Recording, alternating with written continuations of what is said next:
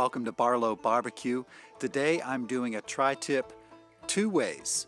First, we're going to smoke it on my pit barrel cooker, and second, we're going to finish it with a sear on my Weber Kettle Grill.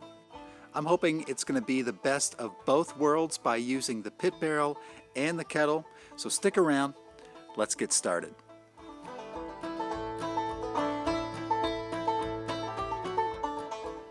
Before we get started today, I want to give a shout out to Mike over at River City Barbecue.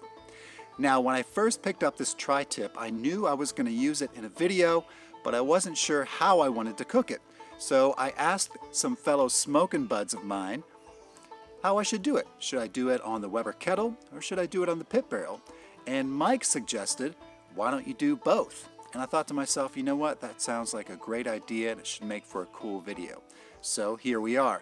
Thank you, Mike, for the inspiration, and I want to tell you guys out there, be sure to check out his channel, okay? I'll put a link right up here and right down below in the description box. Now, I don't need a long cooking time with the pit barrel today, so I'm only going to start with a charcoal basket halfway full of charcoal. From that, I'm going to remove 20 charcoal briquettes, and I'm going to light those right here in this charcoal chimney. And we'll give that about 10 to 15 minutes until they're ready to go. Here is our tri-tip we're going to use today. For those of you who don't know, the tri-tip is a triangular piece that's cut from the sirloin, okay? So what I've got here is just a section of the tri-tip, probably about half the tri-tip, okay?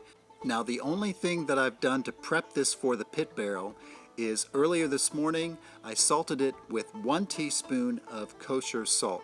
A good rule of thumb when you want to dry brine with salt is a half a teaspoon per pound. This is about 2 pounds. I put that in my fridge and let it sit uncovered for a few hours until it's time to cook. So at this point, it's ready to go.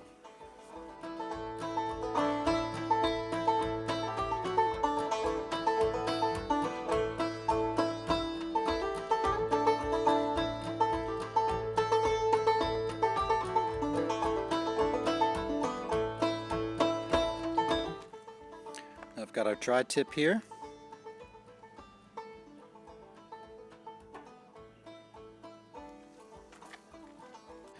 And I've got a probe here that I'm going to actually use to monitor the temp. So let me find a good spot for that. Right in the middle.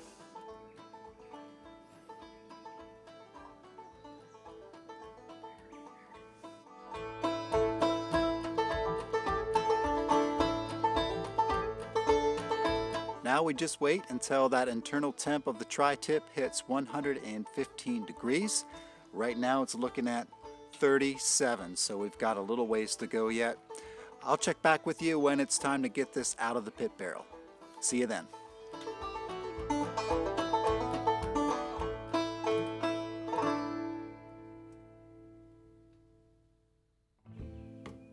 We are 30 minutes into the cook and we're getting real close to hitting that target temp of 115 degrees on the tri-tip.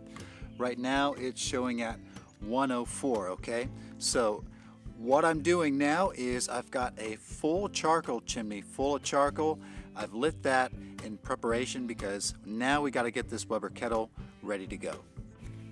This is what I've got set up for the sear on this kettle here, okay?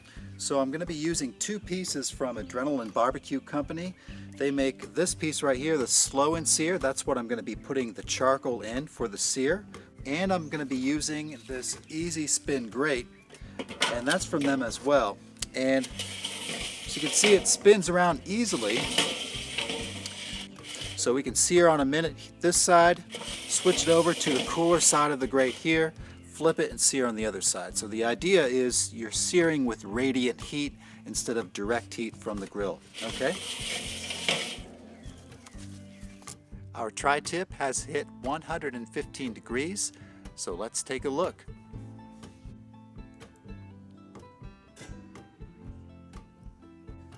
This looks awesome. I'm going to go ahead and let's get this probe out of here. There we go. And let's get this off of here too. Now that we've hit our internal temp, we've removed it from the pit barrel. First thing I'm going to do is just kind of wipe off a little excess moisture with these paper towels. Just like that, just wrap it up.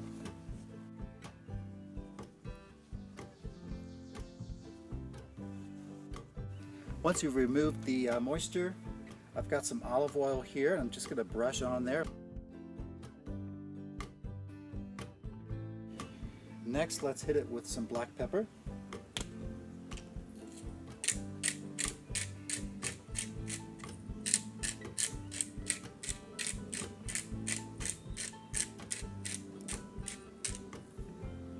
Some garlic powder.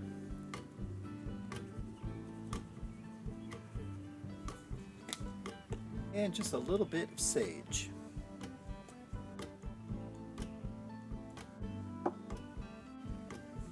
Do the same thing to the other side.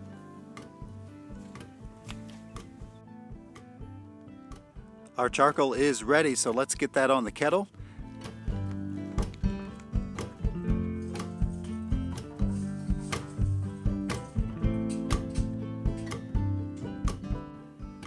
Charcoal's in.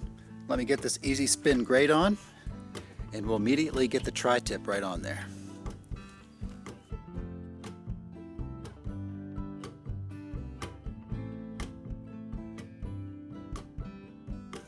Okay, it's been a minute. It's time to spin it off and flip.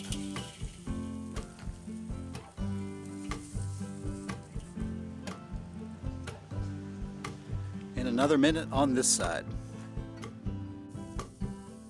Okay, it's been a minute this side. Let's spin it off and flip it. Another minute. And it's been a minute this side, so I'm going to spin it off and let's check temperature.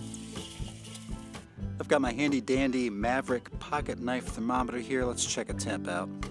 Get right in the center. So we're going for 135, 120 right in the center. Let's get another spot.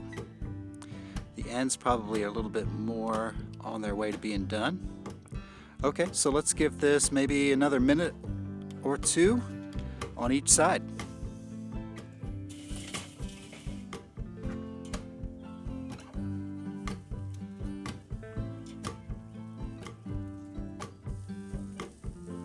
Time to spin it. It's been a minute.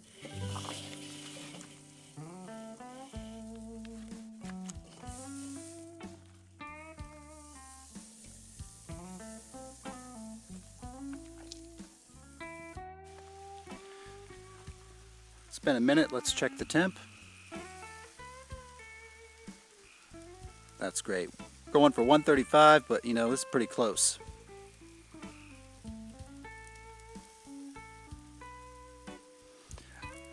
I'm going to take this off and let it rest for a few minutes. That'll be plenty of time for it to come up to temp, hit that 135, and we should have a nice medium rare.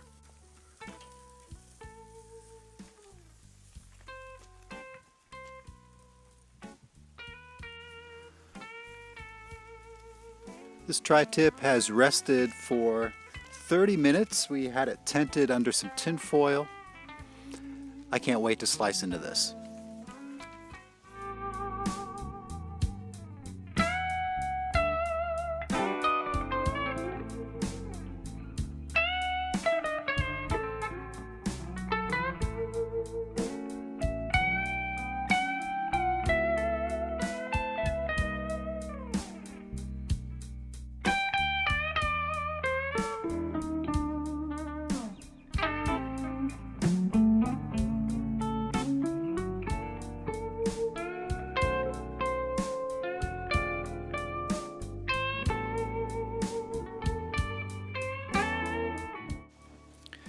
This is looking incredibly juicy, guys.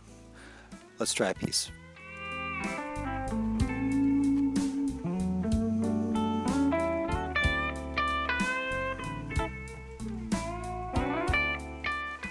I'm real excited to try this tri-tip, and you know what? Martha's actually with me today. Is this what you've been doing all day? This is what I've been doing all day with these guys here. Thanks a lot for hanging out with us today. That sounds like a good day. You want to give this a try? I do. All right. Do you want a napkin? I'll take that. Boom. This looks fantastic.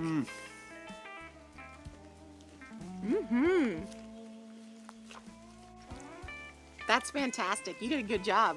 This is super juicy, really tender, great flavor, beef flavor, and the salt, pepper, just the right amount of a little bit of sage too. Try this out if you're fortunate enough to have both of those cookers at home. And we're gonna wrap it up. We love you guys, and we're gonna say until next time, smoke 'em if you got 'em. That's right.